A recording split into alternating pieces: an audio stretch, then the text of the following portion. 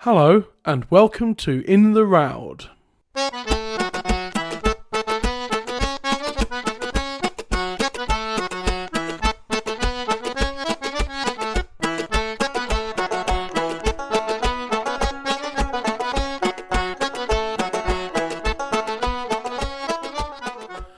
Greetings and salutations, dear listeners. My name is Matt Quinn, and this is In the Roud, a folk song podcast. Join me as we travel through the world of traditional folk song, one song per episode, in the order they appear in the Roud Index. Each episode will feature two guests, one providing an historical look at the song, while the other will be a singer from the folk music scene to talk about their own version of the song. As expected, with the format of going through the Roud Index in numerical order, I knew that at some point I would come across some pretty unknown songs. I just didn't expect to reach one quite so quickly. As you'll hear in both segments today, this is a song that really hasn't been found in oral tradition at all, and even it's not been found on the folk revival either. So let's dive in. This week's song is Roud 22, which is Child Ballad number 5, Gil Brenton. Later on, we'll hear from our singer guest, Nancy Kerr, but for now, let's take a look at the song's history with a brand new history guest, Helen Lindley. Well, hello, Helen Lindley. Hello, Matt. Hi. It's great to have you here in this podcast land. How are you doing? I'm very well, thank you. It's nice now. It's getting near to spring, so I'm happier when spring starts approaching. Yes, I was. It's been an odd month so far. We're currently recording this on the 4th of February, and we're usually quite glad when January's over, and I'm already fed up with February. So that's the way it goes sometimes, and looking forward to brighter days ahead. One hopes. Yeah, well, this is your first appearance on In the Roud, which is very exciting, and because you've been doing some work with Carl Simfield for the Sing Yonder project, haven't you? That's how we met properly, isn't it? I think it is. Yes, I mean we started working with Carl 2 or 3 years ago, and obviously me and you both do the Royal Trads in Sheffield. So, but yes, I think Carl was the one that sort of brought us together in a folk song family, if you like. Indeed. It seems that which brings us into this song and a few others coming up over the next 2 or 3 years of this podcast. One of your things is to create settings of child ballads that essentially don't have settings, or at least haven't had settings for a few hundred years. Yes, that is the thing. It's child ballads and others, but I'm very much. I like looking at the songs that we aren't singing and trying to reset them so that we probably can sing them again. And in doing so, you have kind of subtly and slyly given yourself a semi-regular position on In the Roud. Because there will be some of these child ballads coming, like this one and the one in 2 weeks' time, that barely anyone, if anyone, has ever sung them after the 1800s.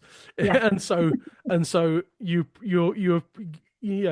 have created a use for yourself on In the Roud, because I will be coming to these songs as the very nature of the Roud Index. So it is very much it is not from the In the Round purpose, but it gave me sort of a road into folk music that meant that I could combine things that I really enjoyed, which was singing folk songs and writing stuff.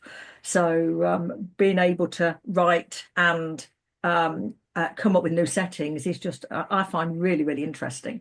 Right. Here we are. I've done it myself occasionally. For times, sometimes it's just putting a new tune to a text that already has tunes, but I wanted to write my own tune for it. I've done that in the past, and I did do one song for Carl for Sing Yonder, Roud 72 was it or something? I can't remember. For Robin Hood and Queen Catherine, which we'll come to in about 2.5 years' time.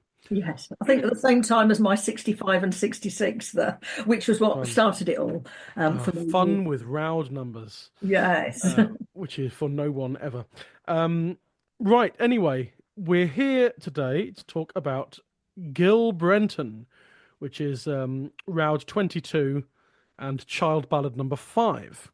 And I was looking at what Carl had written in, because obviously for these first few seasons, Carl Simpson himself has done some research into this because he is currently prepping volume 9, I think. Yes, volume 9, which will become season 9 of this podcast. And so there are songs that he has already researched in for the purposes of the books, including Gil Brenton. And the first thing he said was, I knew when I started this project that there were going to be some difficult episodes, and this is one of those.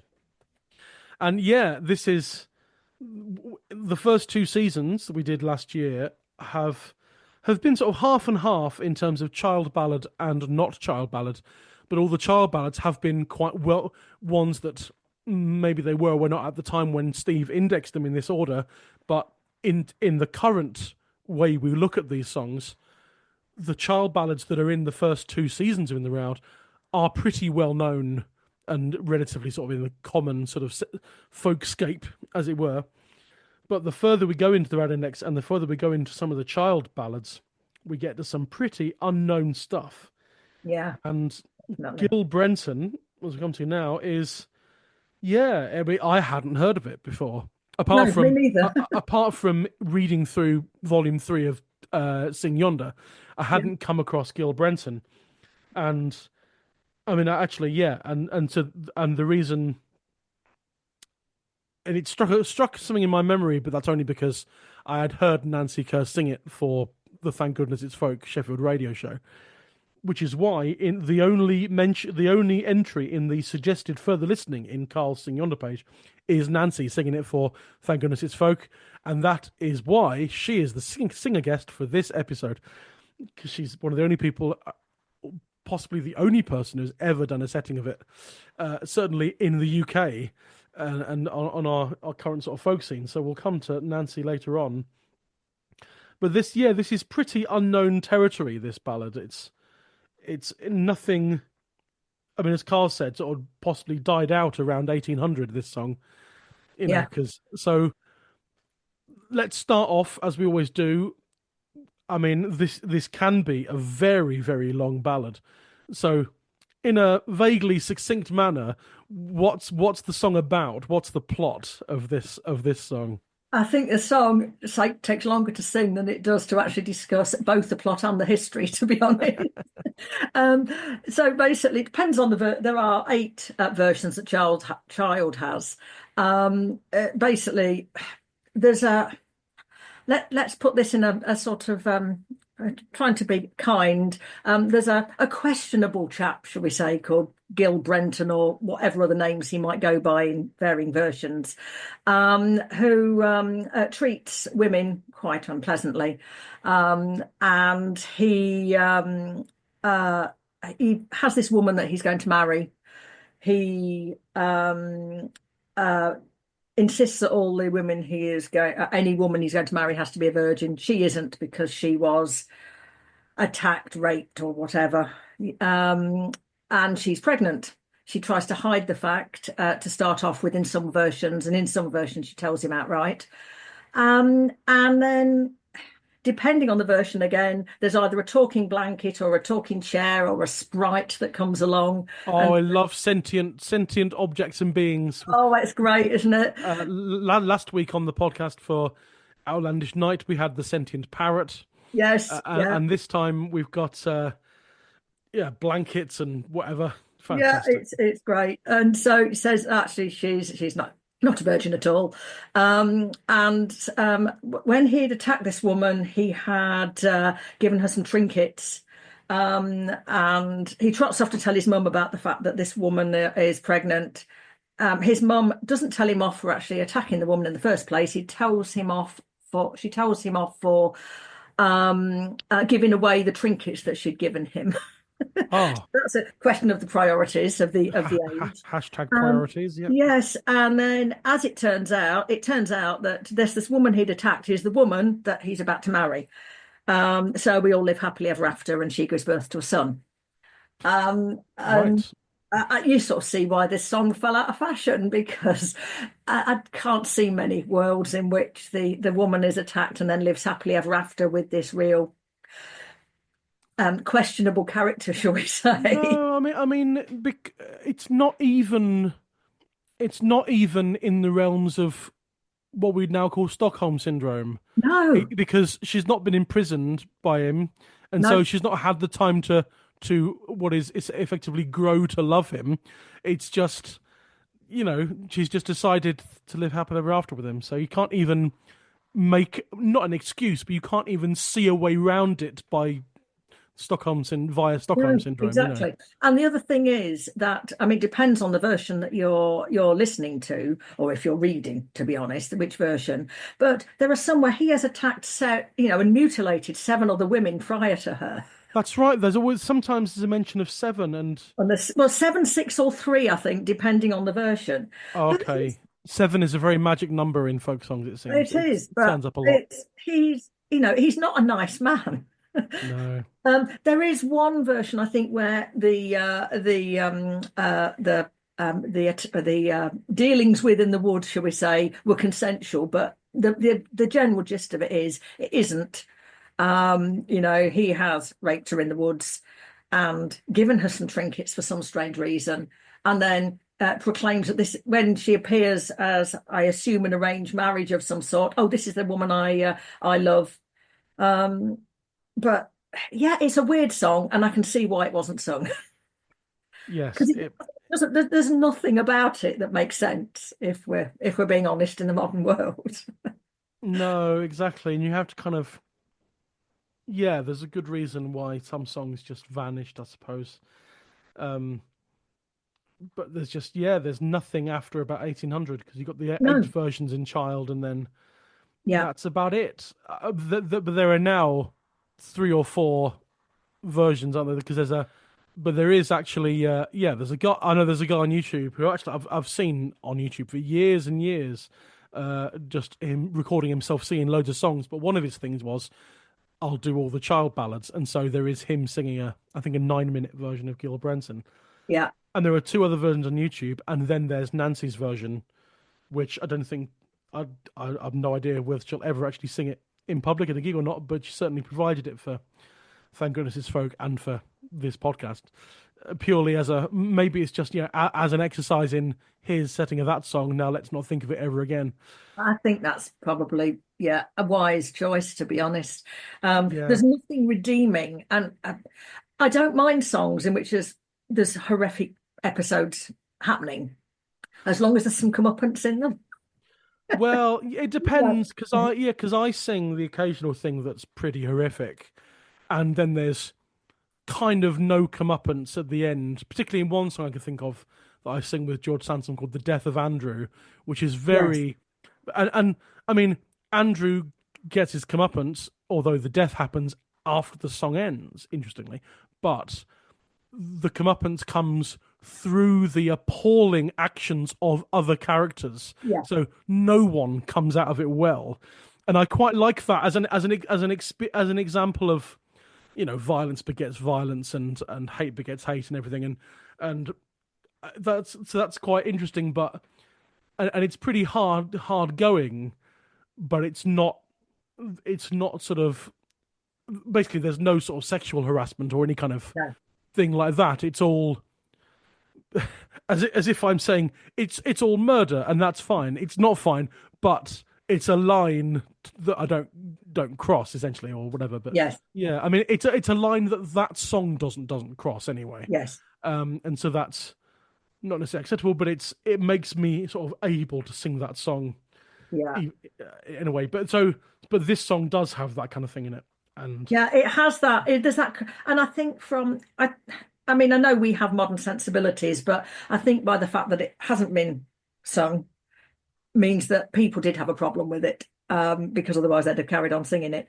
I mean, as well, the fact it is very, very, very long.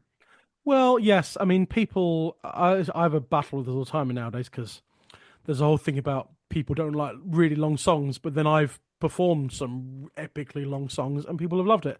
And so it all depends on the what kind of song it is, Yes, regardless of the length. It yes, depends on the song, the treatment of the song, how good the singer is. A lot of factors go into a thing, regardless of length, which makes a lot of factors go into a song and the performing of the song that can make the length it sort of almost irrelevant. It's a bit yes. like how oh, it's only been 15 minutes on this before I mentioned films. It's all like length of films. People always go, "Oh my god, it's 3 hours." That film that 2 years ago of The Batman with Robert Pattinson is 3 hours, and it's the fastest 3 hours I've ever experienced watching a film because it's just the pacing and the editing is wonderful, and so if the song is paced well and edited well and sung well, presented well in an accessible way, I have no problem with songs lasting longer than 10 minutes. Let's say. That's fine. I think I wouldn't mind this if you get to the end of it and you think, oh, they live happily ever after. No, and it's that bit that means that it's not a worthwhile. You don't feel like your time has been well spent. Yeah, I mean, and Regardless, some of those versions are about 60 verses or something. And yeah, there was one in Bronson I found, or Child, that I saw that was like up into the above 50 verses. it's all very well having that on I say on any ballad. I mean, Mm. I do a ballad that's 8 minutes, 8 minutes and three, I think it is, or something. But it's very much that you need to feel like you're putting an investment in as a listener, Yeah. and you need to feel like that investment is paying off. And I don't think this song has that. No, exactly. I mean, yeah, I've sung songs that are I'd sing a version of Lord Bateman, which will be coming to in the summer on season 4. Um, that if you go, I this is my weekly mention of Gordon Hall. Um, Gordon Hall sang it, and his version would lasted about 19 minutes, but he sang it very slowly. And if I sing his exact version at a pace I want to sing it at, it lasts about 12 or 13 minutes, and that's much more palatable. And it ends with a really funny line, so you get a good laugh at the end. But yeah, it's just some of these songs when you really have to be in the zone for this sort of song when it's that length, and you have to be willing to accept that it's not particularly satisfying to a modern audience the way the story resolves, let's Yeah, say. I think that's the thing. I mean, I was trying to come up with ways in which you would accept this story, and I suppose the only way I can redeem it is the fact that obviously at the time when this was sung, a woman pregnant without being married, brought dishonor. So the fact she ends up marrying the guy really, that's the only way it sort of becomes okay. Not that what he's done isn't okay, but she's sort of keeping her honor, sort of. Yeah, I mean, I can kind of see that. that's the She's only way I can find to actually make this even slightly acceptable. I mean, it's not as though it's not an unusual theme that nobility attacks some other woman, but there are so many other areas of this that don't quite gel in the fact that if he's a nobleman, they wouldn't he really be attacking in the woods another noblewoman because she has to be another noblewoman if they're going to end up getting married and he's from a wealthy family. Um, I guess so. so Yeah. you've got that thing of he might do it to a poor woman, but he's not going to be then marrying her. So I think there's so many doesn't quite gel, doesn't quite flow through the story Mm. that if you are going to, you would have to rewrite it in such a way that the theme fits all the way through. There are too many there are too many loopholes in the story in any of the versions to make it work. Yeah, I mean that's fine. That's that's your job as one's job as a singer of these songs is to present a version that you feel comfortable singing. Case in point, on season 1 we had Faye Heald on as singer for the Cruel Mother, and yeah, she very strongly disagrees with the kind of sexual politics of the song, the gender politics of the song, the attitudes towards the title character. And her version is very unlike pretty much every other version because she cobbled together verses from lots of versions and Yeah. kind of rewrote it slightly, or at least rephrased a lot of it into a version that she felt comfortable singing. And I think this is what And you'd have to do to this one. that's the role of us essentially as folk singers in today's landscape is, Yes, it is.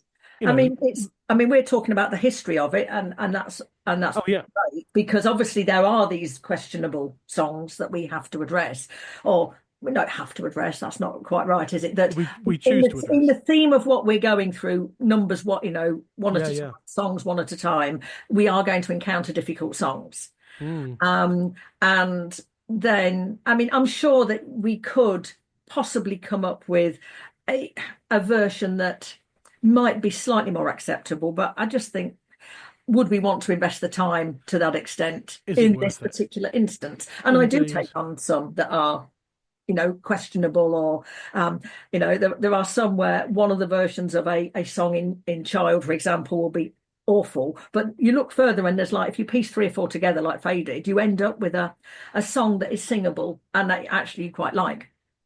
Mm. So but this particular one, it's horrible. Let's face it. Yeah, I know. So early this morning, I typed the number 22 into the Roud index to try and see how many entries the index had for this song. And I was expecting somewhere quite low, and there was more than I expected, but it's lower. A lot of songs have like up to 100 entries or more than 100 or up 200 and something. And like Barbara Allen goes up to almost 2,000 entries now because it's the most widely found folk song. But I was expecting something a bit closer to the song, which actually will be coming out tomorrow on the Patreon. Mossy Christian's third and final Singer's Choice episode is the song The Lady of Robin Hood's Bay, Roud 21,117, and there are 3 entries in the Roud index for it. But Gil Brenton actually had a fair bit more than that. I was surprised to find the number 31 come up in the number of entries in the Roud index, which is more than I expected. And looking at the filters, 27 of those are in books, 3 are in online indexes, and one is in a 1930 edition of the English Folk Dance Song Society, or the Folk Song Society as it was known then, and their journal. And 26 of those entries are from Scotland. I guess they're the ones that are in books are all from Scotland. 19 have text, 6 have text and music, 3 have fragmented text and music. So 31's not actually bad for something that I thought was very not well known, I think it's not well known now, isn't it? We make this mistake sometimes of thinking because it's not well known now, it's not well known. And this song, we can trace back to, well, I think there are versions, aren't they, going back to like 1730. So at some point it must have been sung by somebody and some people in order to exist in Child, for one thing. So we can't make the mistake of assuming that nobody was singing it just because nobody is singing it. Indeed so. And obviously, the Roud index only includes the things that Steve has indexed. And so Yes. there will always be gaps, but it's an ongoing process that he's been doing for 55 years now.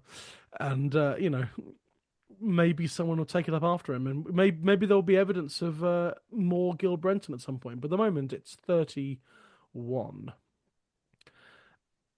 And then mostly it's Gil Brenton, but there are other titles because Bronson, there's a couple of versions in Bronson that call it either Berkshire Bowing and or Lord Dingwall as well, and Bothwell as well, or Bothwell, Child Brenton, Cospatrick.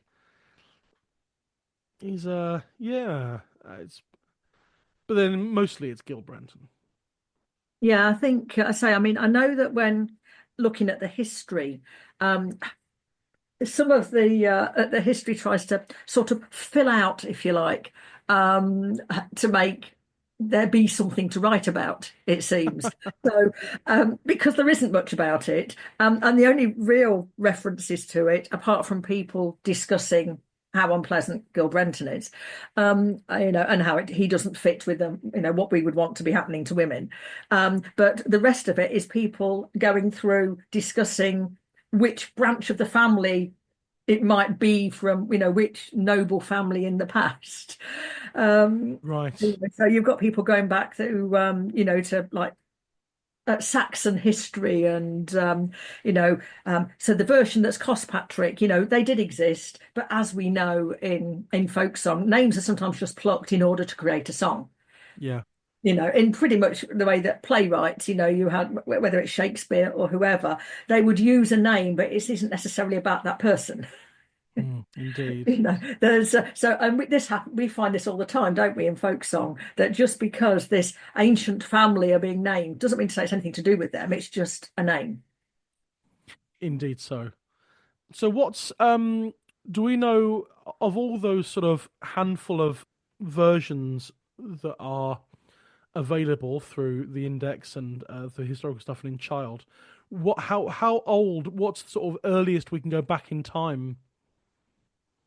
Well, I think Carl did fine. There was a source from 1730 in the which is the one that Child found in Elizabeth Cochrane's songbook, which was Lord Benwall, which obviously seems to be connected. So there seems to be, sometime in the 18th century is when it appears. I haven't found as much evidence before that. There are more earlier dates given of the 1780s for Oh, some Gil yeah. Sorry, yeah. I think Lord Benwall is version E in Child. Yes, I think it is. I can't remember what version it is, but I know that there are there have been sort of links, and a Child links them all together. So that's what we work with, but they for something that we don't have many versions of today, it doesn't seem that there are many. There weren't that many. If it is that old, and Child was collecting it, they're obviously. It obviously wasn't hugely popular, but it was sung. Yeah. Because otherwise there'd be lots and lots and lots of versions for it to be passed through different people. And there aren't. So it might be old, but with saying that, it wasn't sung, to our knowledge anyway. I Yeah. think that's where we're coming And from. yeah, so it's very much kind of a relic from that sort of period. And Yeah, I think so. And I don't know whether somebody who wrote it had a thing. Maybe they didn't like one of the families involved, some of the families that have been linked to the story, or whether it was just, somebody was. oh, you mean it's a piece of libel or slander or something? It's Yeah, just it could be, it's somebody. Is it the equivalent of, of the modern media writing some total lies about somebody in order to make him sound horrific? fake news. Yeah, Yes. I mean, it Etc. existed. etc. We know it existed, and we know that even playwrights were not unknown to conduct in this way. And I guess certainly in terms of uh, going by the entries that are in the Roud Index, this song doesn't appear to have travelled outside Scotland. It appears to have No, just it never it didn't get sung enough for it to have travelled anywhere really, and it sort of no, stopped. So and I think that's the thing that I mean um, the lords that they're discussing in some of the histories of where it could possibly have come from are very definitely northern lords. But yeah, I think for it to work and to spread, it would needed to have been sung outside of a region. yeah, And I think once it does, there's so many similar songs, aren't there, that are available in the folk repertoire of questionable young men. committing horrendous crimes and getting away with it. That's been history, Hmm. hasn't it, to a certain extent? Indeed. So it comes to the point where did people really want to sing about it when it was happening around them? Quite so. A certain element of that. But one thing, the other redeeming feature I did find about it was this: that we discussed this sprite, this magic character, blanket chair, whatever you want, Yeah. called Billy Blind or Billy Blin. And there was a little bit of interesting about that, because he's an English and a lowland Scottish household spirit related to brownies and hobgoblins, apparently. This Ah. is from there's an author called John Cruise who writes a lot about fairies and those sorts of folk. And yeah, Billy Blin only appears in ballads apparently, and he frequently gives advice and to the characters. So the he actually appears in Child 5 in Gil Brenton, in Child 6 Willie's Lady, 53 Young Becky, and 110 The Knight and the Shepherd's Daughter. Okay. Well, Um, young Becky is a variant of Lord Bateman, which we'll be coming yes, to in the summer. So but yes, this in some versions, this sprite, fairy, goblin, whatever appears, and yes, so he's the one that turns around and says, she's not a virgin. Well, I think in one version she tries to get her maid to swap on the wedding night, so that Gil won't realise that she's pregnant. But I think it's he the might realise by looking at her that she's well, not the there same is person, exactly that. Yes. unless he's got Um, his eyes closed. yeah, and Uh, I went down a bit of a rabbit hole with that because there are some things where, people with twins or, sisters, for example, and you're getting into the realms of, identical if twins, it was fantastic. if it was in a film, you'd put the plot as quite ridiculous. But thoroughly enjoyable though. But indeed Yeah, ridiculous. But yeah, it's yeah, mad. So obviously this song, due to there being not much or nothing in oral tradition, and only those sort of printed ones, there it hasn't been the song hasn't developed in any way because it hasn't been sung. But there are differences between the versions that do exist in yeah. print. There are, and also what I find interesting is there are similar in Swedish, Danish, and Norwegian folks as Ah, well. okay. So I think we're looking at possibly something that has been was possibly a theme of the time. Right. And I suppose this idea of the Lord being um, the sort of butch hero doing questionable things is not a new idea. It was going, and you only have to look at historically what was happening across the world throughout history ever. This has been a theme. I mean, there's one. I think the characters in is Olaf, Prince Olaf, or Sir Olaf in Sweden, and Inga Lilla was the woman, and she had. There is a line in that about her, sort of the questionable parentage and things. Yeah. And they said after 5 days of drinking, they took the bride to her chamber, not without force. Right. Okay. And the only way I can satisfy that in my head is maybe it was one of those traditions where you have to. It's a bit like where you have to drag in the opening of Parliament. You have to rather than she was put under force. But sadly, I think it's probably the latter. Indeed. But these, so there are similarities within a number of other traditions Right. with these songs. So it's not a theme that we have not heard before. Quite so. But I mean, there is a version I think where it's meant to be consensual.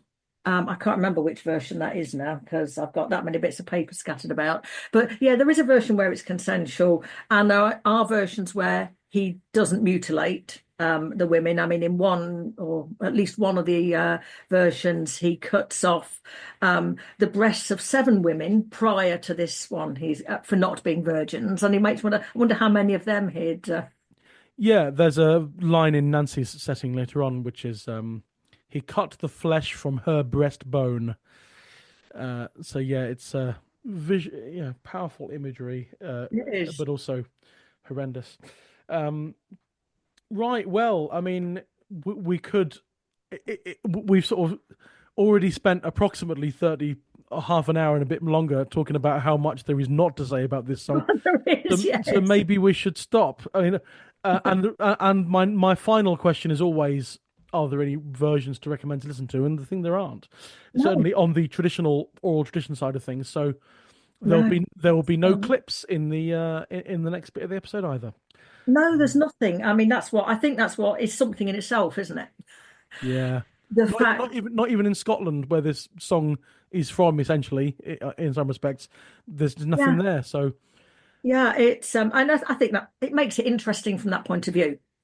yeah, Um, I can't see it catching on myself. no, not really, not Um, really at all. unless somebody's going to write a verse, which I suppose you could do. You could write a verse in which he gets his comeuppance. I like the one thing we haven't mentioned. I did like the bit in the end where, in one of the or one or two of the versions, where when she gives birth to the baby boy, he's got "I am Gil Brenton's son" or whatever written on him somehow. And it's like, so, and how did that happen then?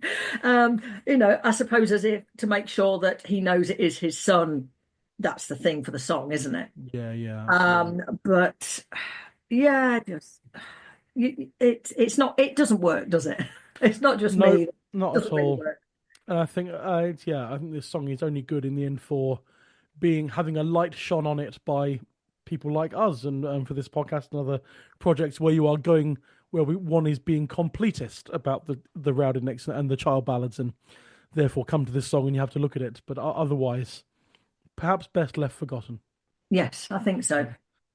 Great. So yeah, we'll leave things there, and we'll have you back on the pod in 2 weeks' time for another, this time a practically unsung child ballad number, Roud 24, Child 8, Linton, and there are two. I know of two other people who have actually sung settings of this song in recent years, but nevertheless, we're going to have you back as both history and singer in one interview rather than because there's no oral tradition clips of that one either, so there's no point in splitting the episode up and having the clips in the middle, since you're the only guest. So yeah, we'll just have one chat with you next week on all things Linton.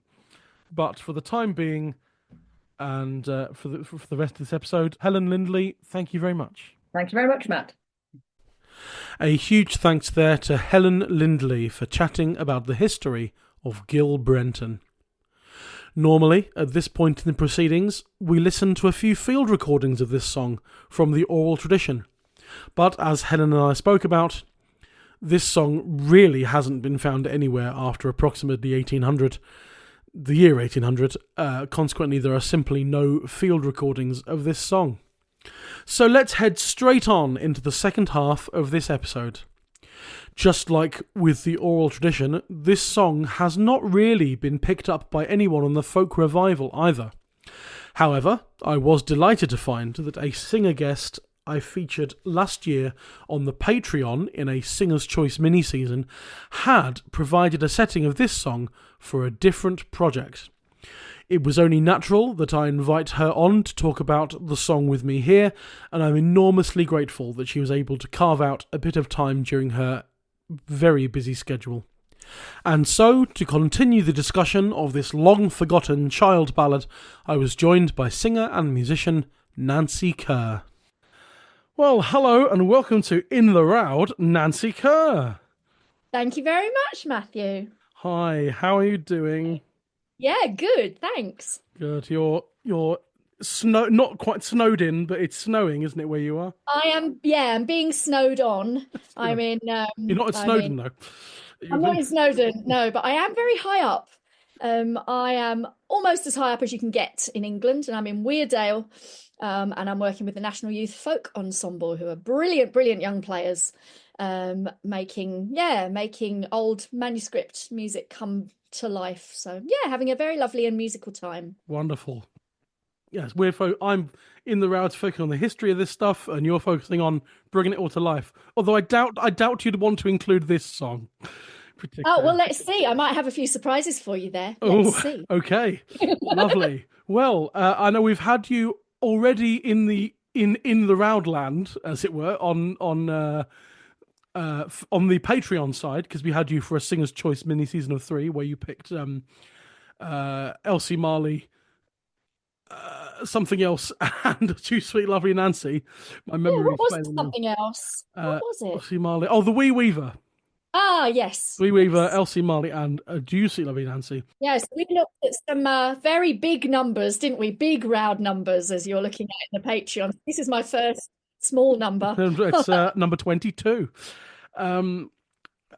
So this is your first time on the main podcast, though. So our Patreon listeners have heard this already, but for the benefit of everyone else who's only listening on the main podcast, give us a little bit of Nancy Kerr history and your sort of musical upbringing and how you came to folk music, or like so many of us, did you have folk music thrust upon you? Yeah, I feel sorry for folk music. It never asked for any of this, you know. So I'm Nancy Kerr.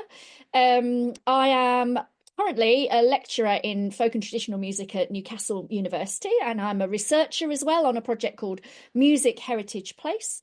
And yeah, I've spent many years, many decades, in fact, now singing and playing traditional music. I did have what my kids now have, which is, the privilege, I think, of folk music just sort of swishing about all around me. So it was definitely the water I swam in from the start. And I know everyone doesn't always have to stick to that. You could Little Mermaid it and decide you wanted to go onto land, but I didn't. I did love folk music from the start, and I did really find my way with it, I think. I'm glad we're looking at a ballad today, because the ballads were definitely one of my ways, not into folk music, but one of my ways to find my identity and find my own interests in this music that I already, knew a fair bit about. So my parents are musicians, and I learned music sort of between two places, really. London, where I was born, where there was a lovely melting pot of lots of different types of music, including a fair amount of Irish music, actually. I would say that was a big influence on me, although it's not what I perform primarily. But lots of great music in London. And then I was always revisiting Northumberland, which is where my dad was from. So Northumbrian music, as we said on the Elsie Marley Patreon extra episode, Northumbrian music and the northeast of England was a really big part of my building kind of repertoires and how to play. I'm a fiddle player. I accompany myself on guitar as well, and I write songs. I became a songwriter about sort of, 10 or 15 years into being a performer. I suddenly decided that was what I really wanted to do. So I started really, as a lot of people do, by reshaping and adapting traditional songs. And then I found I was reshaping them, adapting so much that they weren't the originals anymore. I might as well, just write new songs. So a big part of what I do, and I think this does affect, some of the things we're talking about today, and how I view traditional music. A big part of what I do is writing and composing. And, with that comes the ability to sort of make the traditional sources a kind of jumping off point. So that's a lot of what I do. So now I perform with a range of different people. This year I'm performing with my other half, James Fagan. We're a duo. The Melrose Quartet, which is us two, and the Arrowsmith couple from Sheffield, Jess and Richard. I perform with the Magpie Ark, which is a folk rock band with Martin Simpson and others in it. I'm doing some gigs this year with Martin Simpson and Andy Cutting, actually. We made an album called Murmurs about 10 years ago, and we're revisiting that. So I like to work in a lot of different combinations, a lot of different collaborations to keep it fresh. That's the life, isn't it? It's many fingers in many pies is I think it's the only way, really. And I think it is how we are encouraged as well to transmit the kind of idea that you can survive as a musician. I mean, before I was at Newcastle, I was teaching at Leeds Conservatoire. I was a professor there, and we talked a lot about the idea that we're passing on the, a kind of creative viewpoint of what a portfolio career in music looks like. And it is exactly that. It's, be prepared to say yes to a range of things. So a lot of people, I think it's great. A lot of us are teachers, we are session musicians, we are community musicians. That's a big part of what I do as well. Is I'm trained as a music therapist, but I really became more of a community musician and composer as well. So yeah, you're right. It's lots of different hats, but they all say musician in lots of different ways. That's right. Yeah. So the thing about saying yes to many things, I think sometimes you just have to say yes to everything. Unfortunately, I have recently said yes to everything, and turns out, yeah, that can be, yeah. So you can spin the plates, and then when they crash, they really, really crash. They do, yes. It's a balancing act, yeah. Sure, yeah. Well, and we come to a song this week on In the Roud that I knew this would happen eventually. I didn't quite expect it to happen so soon. As I said with Helen, is that this is a song that basically has not turned up in oral tradition. Yeah. And effectively hasn't turned up on the folk revival either. No. And I asked you to do this, not because I needed someone to. There will be times later on in the as we come on to the next few seasons where I will have to enlist someone to literally learn it or at least have a go at it and talk about it. For a first, yeah. Yeah, but with this song, you essentially did this, but for a different project a handful of years ago.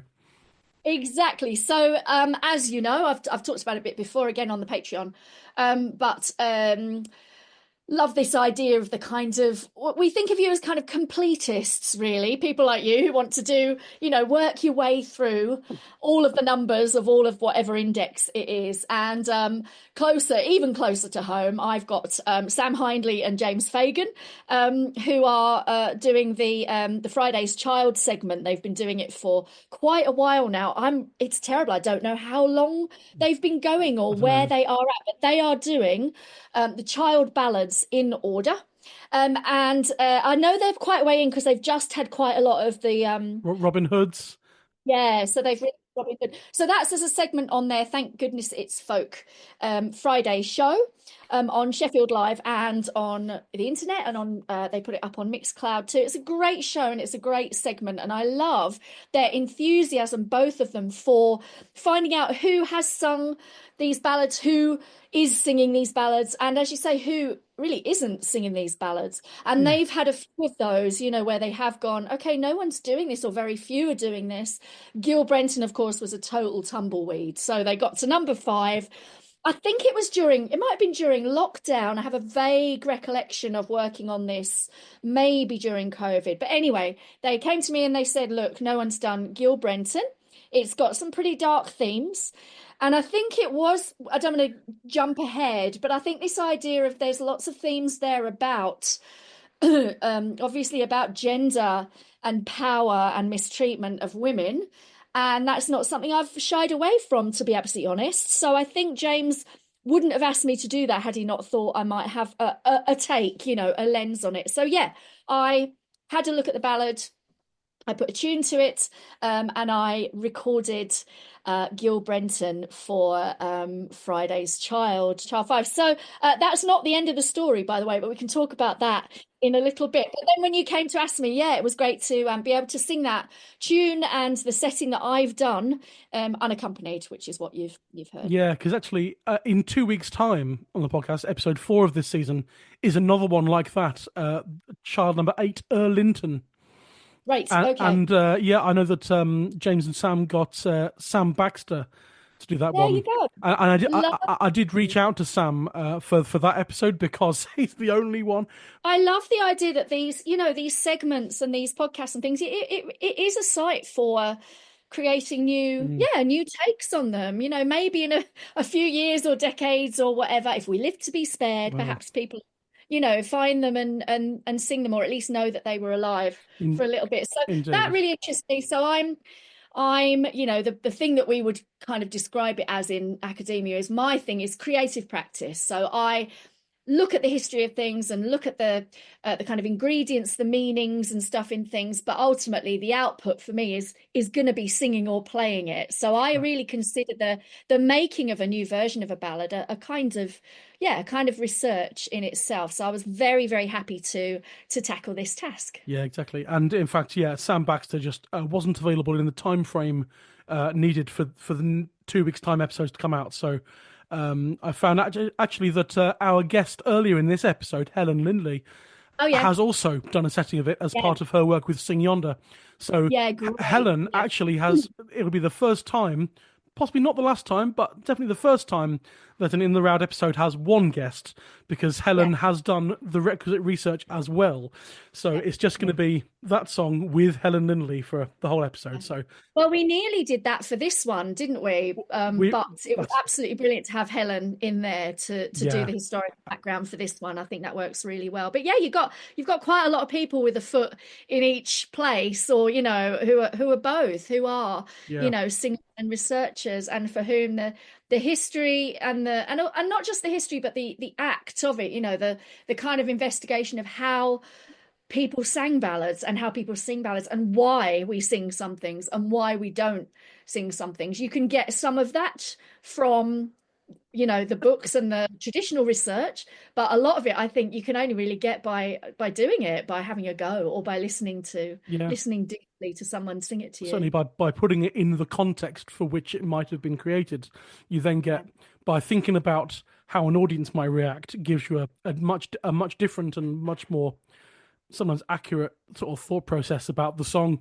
Sometimes exactly, and richer as well, more complicated when you examine things like that through playing and singing, through creative practice. You can often get multiple answers at once, rather than like, oh, we think it was this. You might get, well, actually, we know that for a start, Child was his project to some degree was that sort of collation of different expressions of the same theme, very along the Roud, the Roud kind of trajectory, isn't it? How do we, if not categorize, how do we group things together in understanding how people are telling stories that have a connection to each other? Exactly. But also collating versions, getting that sense of there's different ways of doing this, there's different ways that this has been set. We came up against this problem.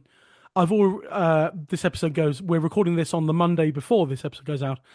I've already recorded and finished next week's episode with Steve Gardam on the history, Hannah Martin singing, and it's Roud 23, Child 7, Earl Brand. Right. But also the Douglas tragedy, which are technically, we had this problem. It's two separate songs, really, but Child gave them the same child number. Yeah, that's right. And so Roud had to give it the same Roud number. But when it comes to Earl Linton the following week, that's a very similar to story to Earl Brand and the Douglas tragedy, but Child gave it the next child number, so Roud gives it the next. And the categorizing of these songs is a whole other ballgame. It really is. And the way that the indexes overlap or don't as well is really complicated. And then the idea that it is just it's one lens, it's one set of lenses, but you've got to learn them before you unpack them, haven't you? Absolutely. James is always saying that to me with my students. He's like, you've got to teach them tell them there's the numbers and tell them what Child did. But then you can go, oh, and also he left this out. And also he had this, this project and this lens, and he wasn't doing that. So there's loads of great ballads that are not Child ballads because it wasn't fitting into what his idea was. And once you know that, it's absolutely fine, isn't it? You just zoom out and go, right, that was that picture. Yeah. But I'm often getting them all to tessellate all the different indexes because I've just started to get into the folklore kind of part of it as well, and the imagery and things like the Thompson and Arne indexes of symbolism in those ballads and in storytelling as well. So it's they're all just ways of humans to keep track of the big picture of how we express ourselves musically. I mean, I was in Vic Gammon's house not too long ago recording him for something, and I had a look through his bookshelves and I can't remember the exact title, but I found a book, and I'm paraphrasing the title, something like "Songs That Aren't in the Child Ballads But Should Have Been." Should have been. Yeah, lovely. songs Good. songs that should have been. There is someone wrote a book on that, and it's all the other child ballads, things like "The Trees They Do Grow High" and yeah, other ones like that. I can't. Polly Vaughan. Molly Vaughan's not in there, and I think that's a delicious ballad. Right, yeah, exactly. So songs that should have been in the child ballads. Could it be So You Want to Be a Child Ballad? Could it be like a kind of thing? Who wants to be a child ballad? Yeah, who wants to be?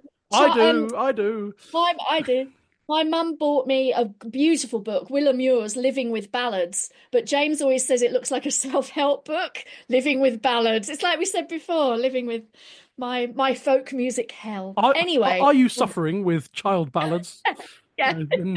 You have this book, Living with Child Ballads. Living with Ballads. Excellent. Right, Anyway. so that when James and Sam came to you with Gil Brenton for Thank Goodness It's Folk and Friday's Child, was that the first time you'd ever come across this song, even heard of the song? Because there are some child ballads that those of us who have perused the child ballads would glance upon a song and then never glanced at it again. But had you even heard of this song?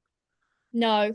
I wonder if I think because it's quite early on, but it's not right at the beginning. So I wonder if I kind of went as a young singer, because that's when I discovered the child ballads, was when I was a teenager. And I think for my 18th birthday, I was bought a copy of Child's, a condensed copy of Child's collection, which I've still got. And I think I kind of might have gone, bloody blah, Elfin Night, and then skipped to the Great Silky or stuff like that. Do you know what I mean? You find your own interest. I was very into the supernatural. And the thing is, there is deep supernatural stuff in Gil Brenton, and I have definitely amplified that in my rewrite of it. But on the surface, it looks, it's quite hard. Well, we'll talk about it, but it's quite hard to get into. I think it didn't grab me, so I think my eyes must have, as I say, slid off it and not come back until James had said, "Ooh, have a look at this." I wonder if that's because, I mean, it's number 5 in there. So because Child 1 is the Riddles Widely Expounded, which won't come in the Roud Index till about the 200 or 300 mark for some reason. But then number 2 is The Elfin Night, Scarborough Fair. We covered that one on the podcast. Number 3 is The False Night on the Road. That was the last episode of the previous season. And then number 4 is The Outlandish Night. That was last week's.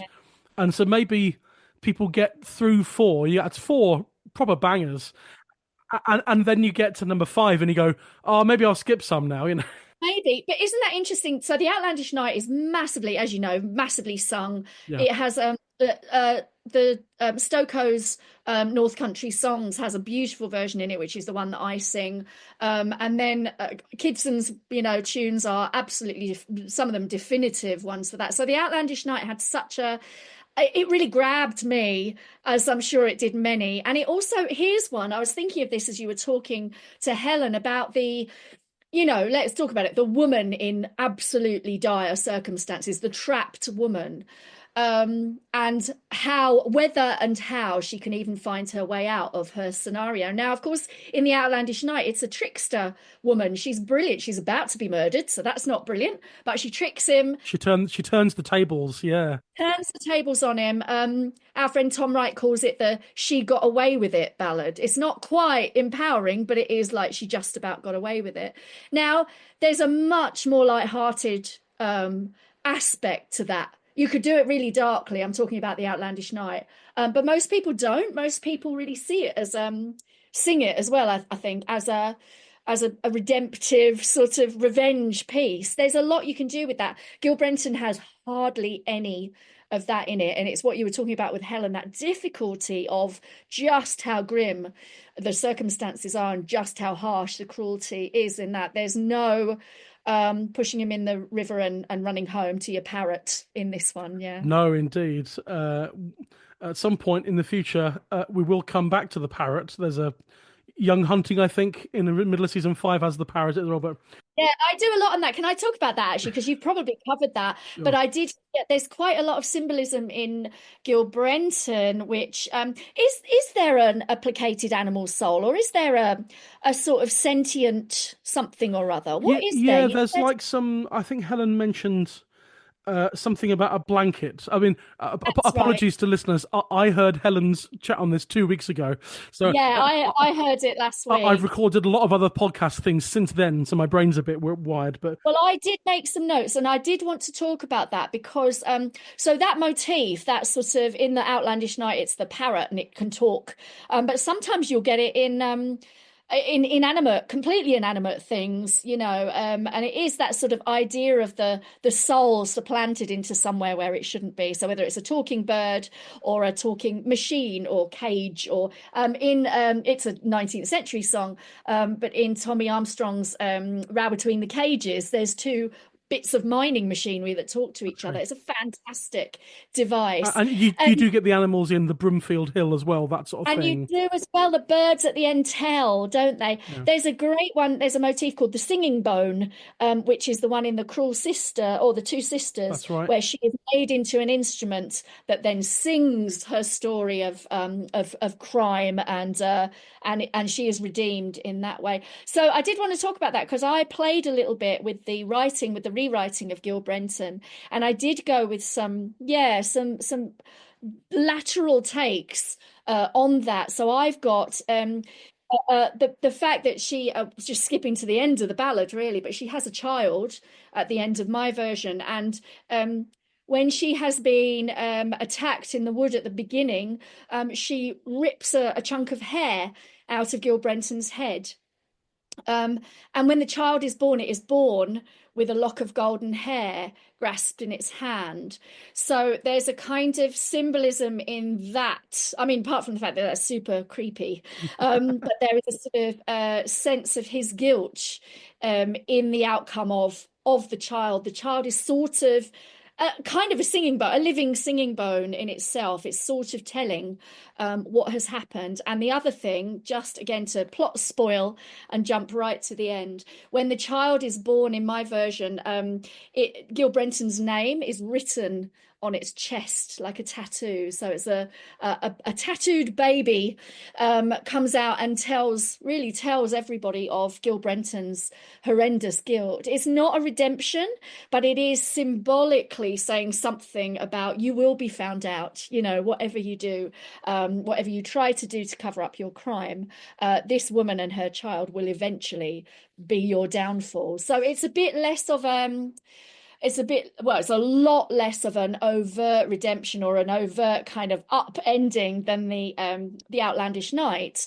But do you see what I mean? There are those subtle pieces of symbolism that you can work with so that the end point is not so desperately dark. It's not massively light, but there is something in that. So all of that is stuff that I think you learn if you just spend a bunch of time around ballads, because you just start to get what those symbols can do and what those images might be able to transmit.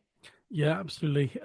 Yes, you get that a lot in films where the film doesn't give you a in quotes happy ending, but you get something approaching a satisfying ending, even if it's not a pretty happy ending.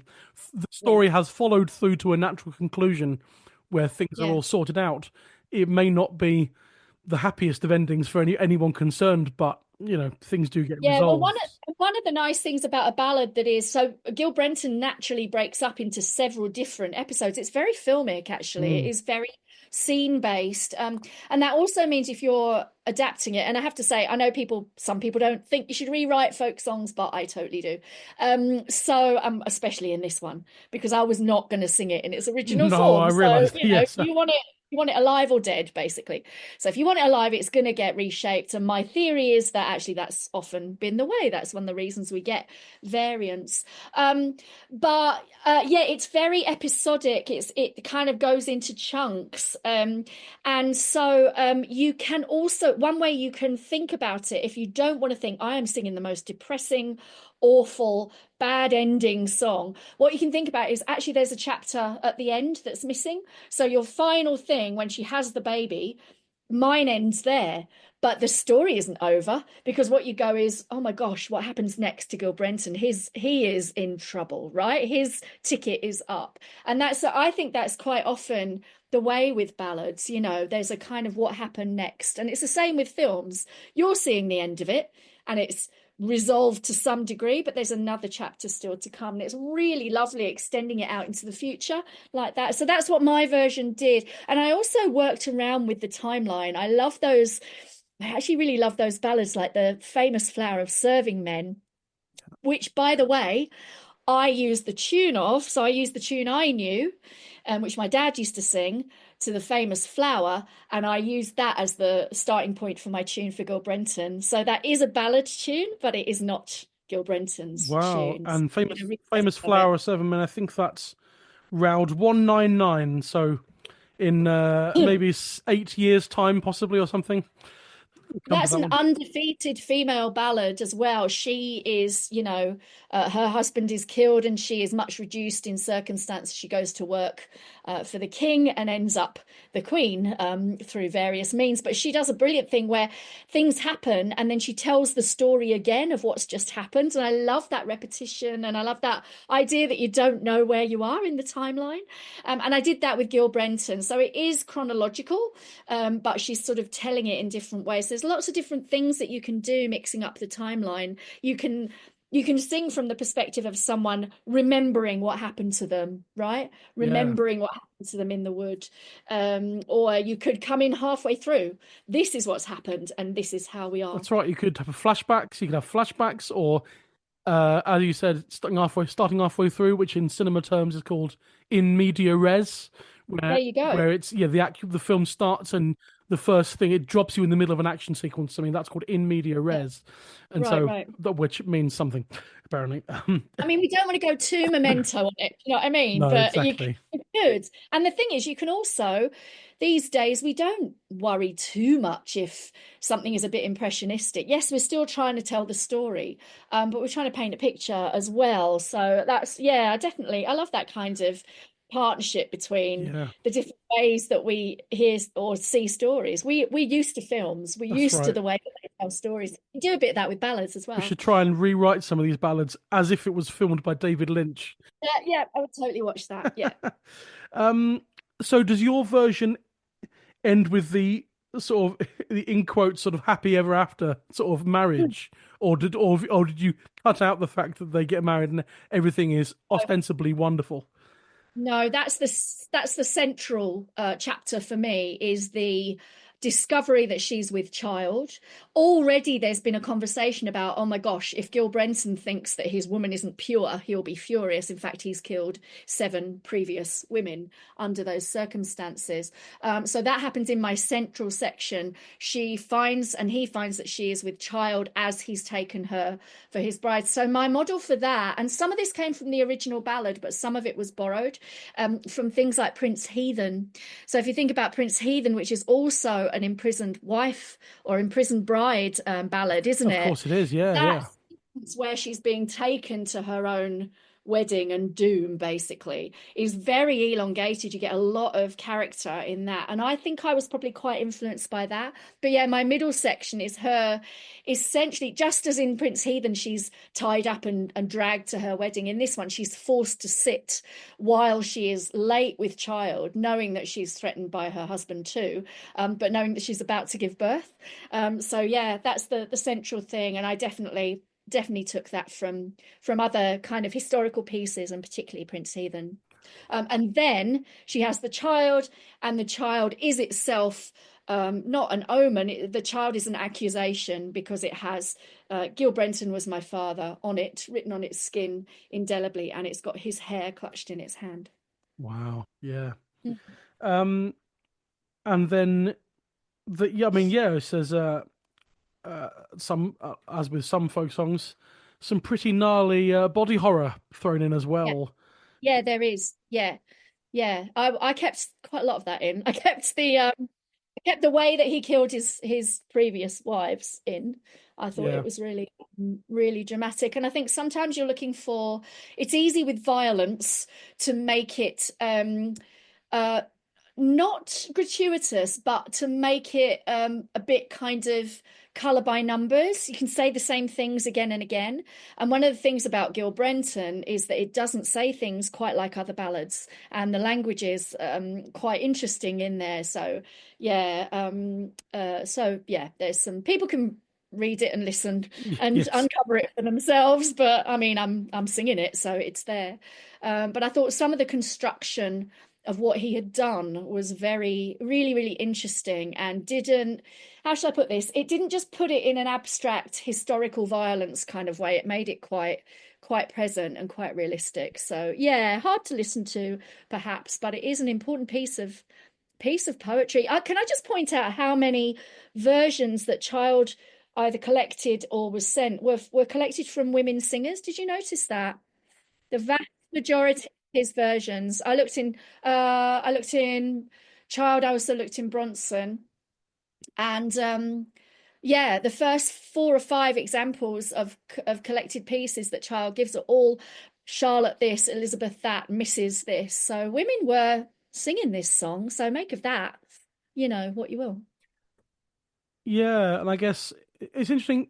I just maybe this is nothing. I just it can be just now. I wonder because you get some songs that are about women and about women who get into situations. Things like this was primarily brought up when Faye Hield came on in season 1 to talk about the cruel mother, because that song, yeah, we know the plot art song, and then there's one particular traditional singer who a lot of people know the version from Cecilia Costello singing that. And she gives context, doesn't she? Yeah, she learnt it from her father's knee, and her father warned her before he sang it, saying, "Don't be like that." But then, because then some songs do have that kind of, in quotes, moral verse in a song where the neon flashing sign saying this is the message of the song is laid out bare. Yeah. But then I guess being a child ballad, it doesn't actually. I mean, the cruel mother is child ballad as well, but there doesn't seem to be much in that. This is very much seems to be a more matter of factly just depicting what's happening without too much sort of grandiose sort of messaging. Yeah, I mean, I was always taught that there was a sort of binary on that the ones that had really, what would you say, that more sort of ephemeral, printed broadside character had that moralizing, and the child ballads didn't. And I'm not sure I don't know if that really sounds out, but I can sort of see that as an aesthetic judgment. Do you know what I mean? That kind of idea of is it a bit of social conditioning here? If we're going to publish this, do we need to say something about how you shouldn't do this? Or does it speak for itself? Maddie Pryor has said that to me too. She said, don't forget about them being warning songs. And I definitely heard that.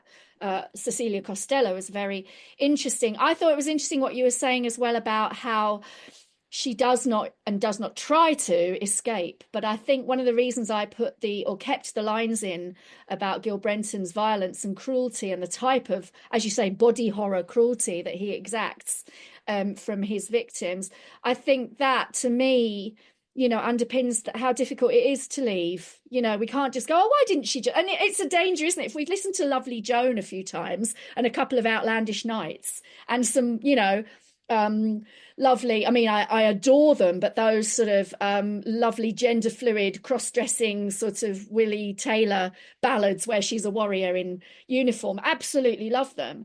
But we can get a bit too swashbuckly about our folk songs, and we can assume, that if a woman's going to get in a bad situation, or anyone is, they'll just sort of Errol Flynn their way out of the scenario. And this is not that kind of ballad. This is a song about being imprisoned, even she kind of gets out of it. Gil Brenton, there is the light at the end of the tunnel is barely a flicker. It is sort of embodied again in the birth of this new child, this new generation. Yeah. But that could also be a curse. I'm identifying that as redemptive. I decided to rewrite this song to try and make it something that people could talk about.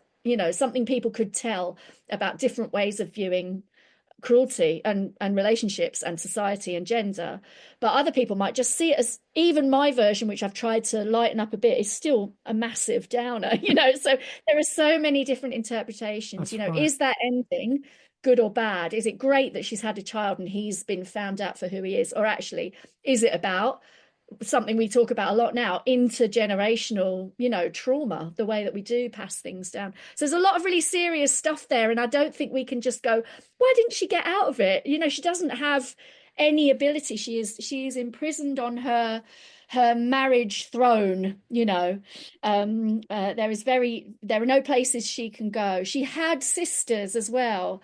I can tell you this now, but you did also say, I bet no one will ever sing this, and I won't sing this again. But I have recorded this. Oh, I've recorded Gil Brenton. Amazing. And it's a bit of a surprise, but you can have an exclusive news on it. But the Magpie Arc are working on what I would only describe as a blood-soaked operatic version of this piece. Oh, wow. Okay. It has a lot more in it. So we took my core of what I'd done, and we have some surprises in there. But one of the things that we were looking at and are looking at is that almost a kind of Greek chorus idea, that she does have this presence of 7 sisters that she's had before.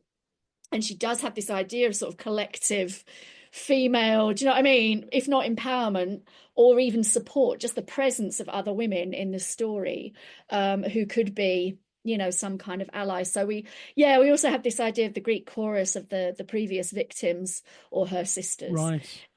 Yeah, so I am going to sing it. I'm going to get it out and bang it. Fantastic. Yeah, it just seems that people might say, why didn't she just get up and leave?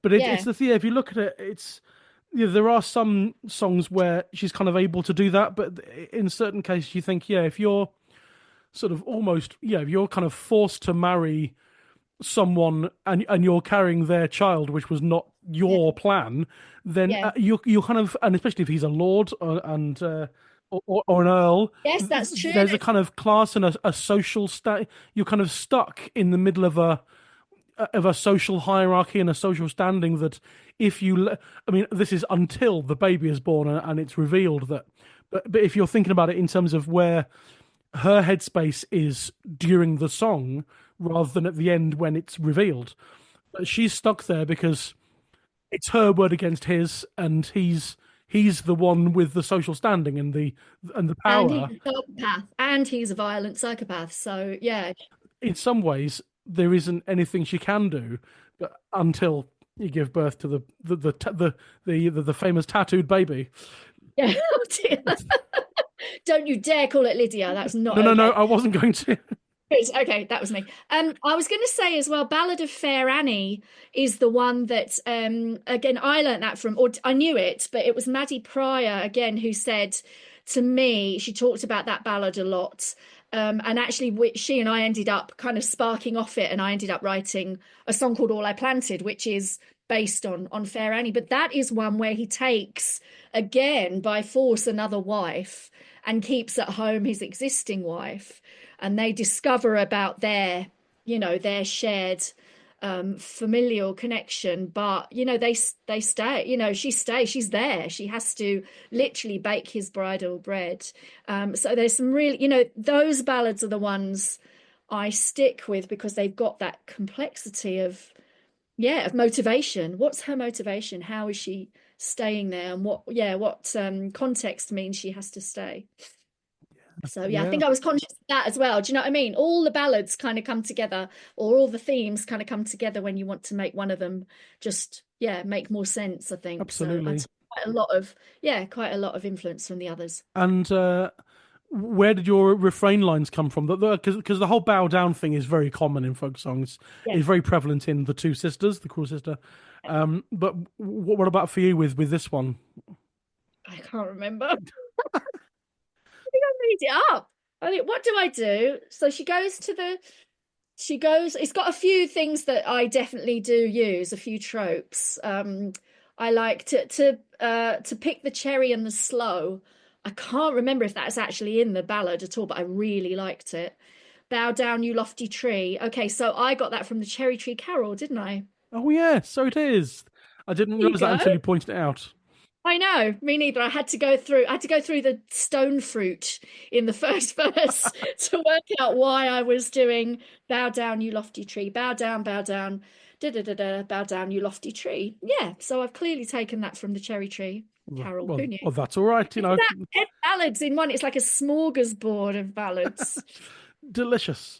Yes. Yeah, so it's but that's what I think with these ballads that essentially, as Carl Sinfield wrote in this page in this song of Sing Yonder Volume 3, that it basically these ballads that sort of basically died out around 1800 Yeah. in order to make them.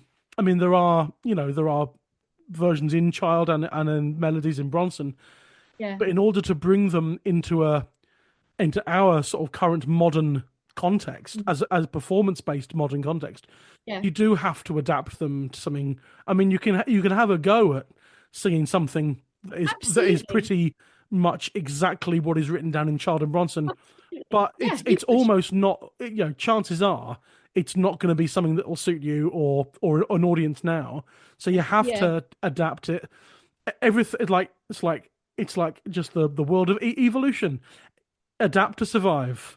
Yeah, I You know. reckon so. And it's very dependent on the host, isn't it? It's very dependent on the singer. I mean, I always took that point that Carthy had of the kind of song coming out, you're the vessel for it, and the song comes out without touching the sides. But that isn't me. In order for me to sing this song, I had to find a logic through it and a grammar to it that fits with the stories I want to tell and the way I want to tell stories. But yeah, I totally agree. You could totally sing it as is. You could sing it off the page, and see what happened, and that would be brilliant. But for me, it's always a little bit more than just that singular ballad. Like I've said, it's more about trying to uncover, or it's as much about trying to uncover, what is this ballad thing we're doing? Frankie Armstrong's thing of ballads aren't just about magic, they are magic. There is something weirdly magical about trying to tell that story in that Yeah. repetitive, meditative, but transformative, narrative way. They're just brilliant. They are so odd. Yeah, and I guess Uh, it's about and maybe seeing how it compares to other ballads that involve that kind of the imprisoned woman trope.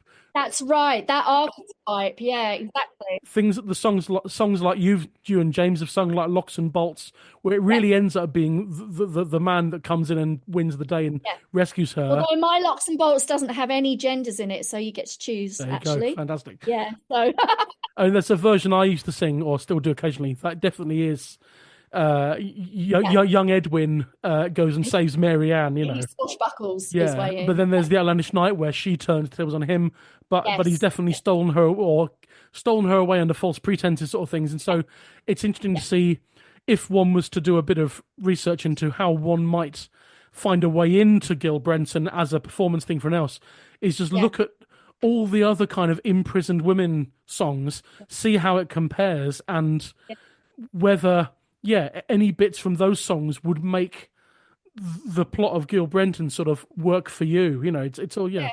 to take whatever you want. Because then you're staying in idiom, aren't you? You're staying in the art form as well. I mean, you could totally modernize it and then it would be a different song again, and that would be great too. Everyone's doing all of these things. We all do them in different ways, and some of us will make a contemporary song out of that.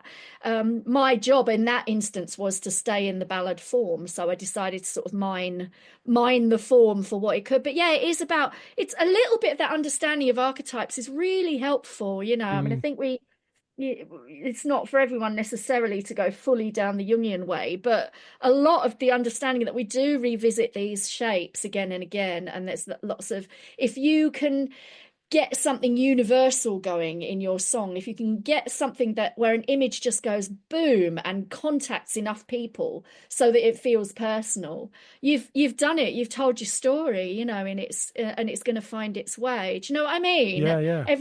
So it's that balance between the universal, the collective.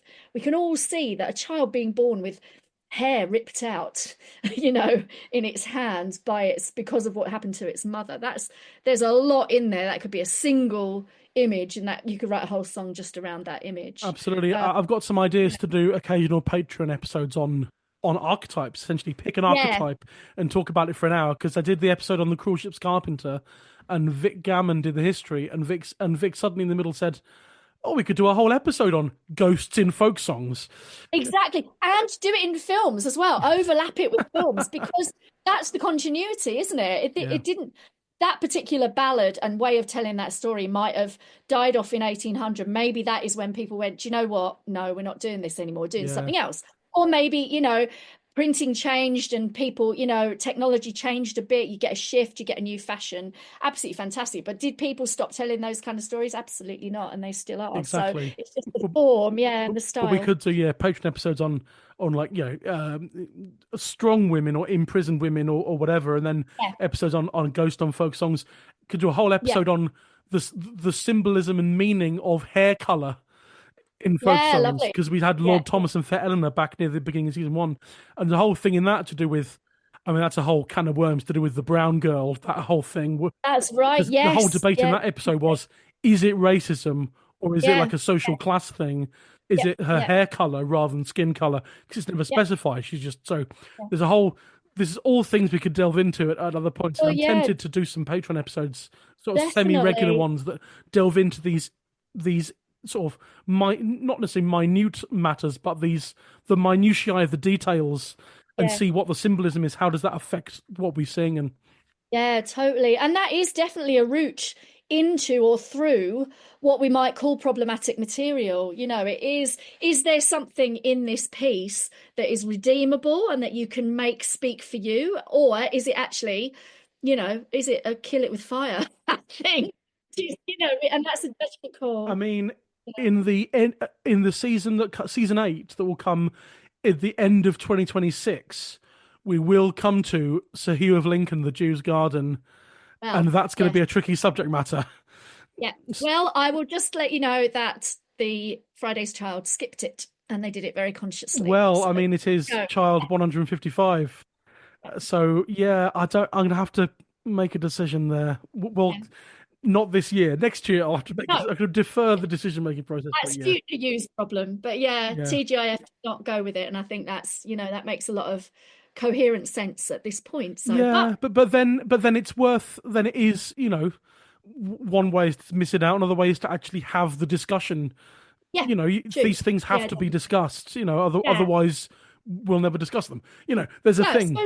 Yeah, absolutely. I think each to their own, and each with the sensitivities that you need. There are definitely be places where I will not be singing Gil Brenton because it will not be fun for anyone. And we are trying to do art as well. We are trying to entertain. So I think, again, getting back to our opening thing, which is the actual singing of it, the uncovering of singing of it.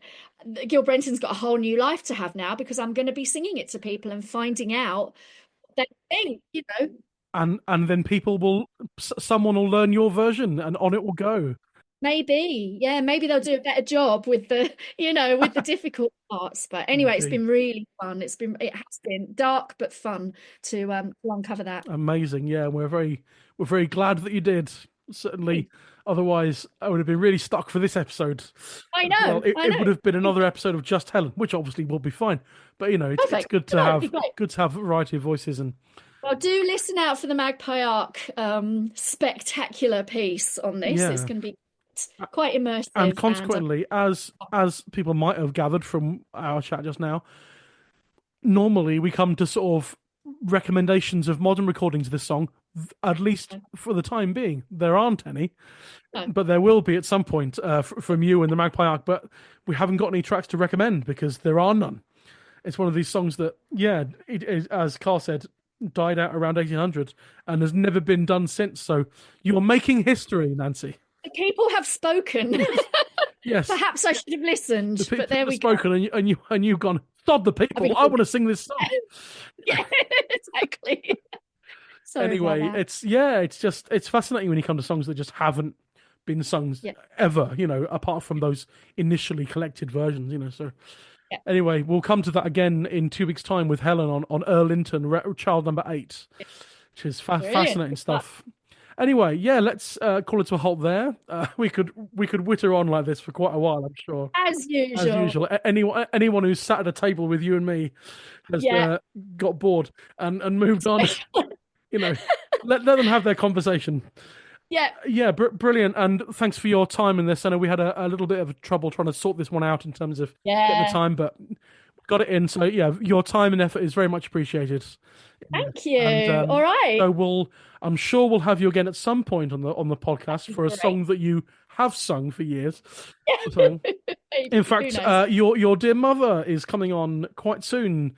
In this season, Sandra Kerr is going to be the history side of the Fair Flower of Northumberland in 3 weeks' time. Perfect. So I can't wait to get started on that one with her. But for the meantime, though, Nancy Kerr, thank you very much. You're welcome. Thank you. There were 3 sisters in one hall, bow down, and I the flower of them all, bow down, you lofty tree. Unto the greenwood I did go, bow down, to pick the cherry and the sloe, bow down, you lofty tree. And by there came a young man along, bow down, he seemed to me like some royal son, bow down, you lofty tree. He seemed to me like some royal son, bow down, and he kept me there so long, bow down, you lofty tree. He kept me there so long, bow down, till maids of morning sang their song, bow down, you lofty tree. He kept me there from night till morn, bow down, when bitter frosts did greet the dawn, bow down, you lofty tree. He kept me there from dawn till day, bow down, till buck and doe did cease their play, bow down, you lofty tree. And when at last his play was done, bow down, he left me lying there alone, bow down, you lofty tree. And a lock of hair of the gold so grand, bow down, was clasped so tightly in my right hand, bow down, you lofty tree. Gil Brenton he sent o'er the foam, bow down, he's bought a wife and he's brought her home, bow down, you lofty tree. So I dressed myself in the finest pall, bow down, but still I let the tears down fall, bow down, you lofty tree. Oh, is your saddle set awry, bow down, and that's what makes you mourn and cry, bow down, you lofty tree. Or is your stirrup set to side, bow down, and so you weep and you cannot ride, bow down, you lofty tree. No, it's not my steed that gives me strife, bow down, but that I must be Gil Brenton's wife, bow down, you lofty tree. For Brenton's bride, if she be a maid, bow down, may settle safely in his bed, bow down, you lofty tree. And Brenton's bride, if she virgin be, bow down, may pray for life and for liberty, bow down, you lofty tree. But 7 sisters has Brenton wed, bow down, and 7 sisters has brought to bed, bow down, you lofty tree. And he's cut the flesh from their breastbone, bow down, and sent all 7 mourning home, bow down, you lofty tree. When all were seated at the feast, bow down, I only thought of my final rest, bow down, you lofty tree. When all were seated at the feast, bow down, bow down. He laid his hands all upon my breast, bow down, you lofty tree. Oh, and how he cursed and how he swore, bow down, behold this base and common whore, bow down, you lofty tree. For I am the most unhappy man, bow down, that ever sailed to a Newfoundland, bow down, you lofty tree. For I have wooed one meek and mild, bow down, but I gained a woman ripe with child, bow down, you lofty tree. This maid I took for to be my bride, bow down, she has a child between her sides, bow down, you lofty tree. And while we were at the supper sat, bow down, the pains they struck me in my back, bow down, you lofty tree. And when my baby it was born, bow down, it looked just like some nobleman, bow down, you lofty tree. And it was written all on his skin, bow down, it's true I am Gil Brenton's kin, bow down, you lofty tree. And it was written on his breastbone, bow down, it's true I am Gil Brenton's son, bow down, you lofty tree. And a lock of hair of the gold so grand, bow down, was clasped so tightly in his right hand, bow down, you lofty tree. But I shall dress myself in silk, bow down, and wash my child in the morning's milk, bow down, you lofty tree.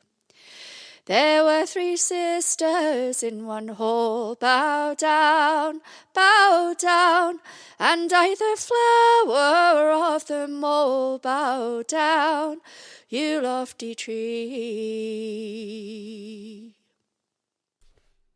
That was Nancy Kerr singing Gil Brenton. That brings us to the end of the episode. What did you think? What are your thoughts on the song? It's certainly a tough subject, which makes it understandable why it never really caught on. If you'd like to get in touch with me, feel free to drop me an email at intheroud@singyonder.co.uk or visit the podcast on various social media platforms. We're on Facebook, X, Twitter, Threads and Instagram. Just search for In the Roud, a folk song podcast. If you are enjoying the podcast, I would very much appreciate it if you would give us a little rating and review on wherever you get your podcasts from. This really helps us to reach a wider audience.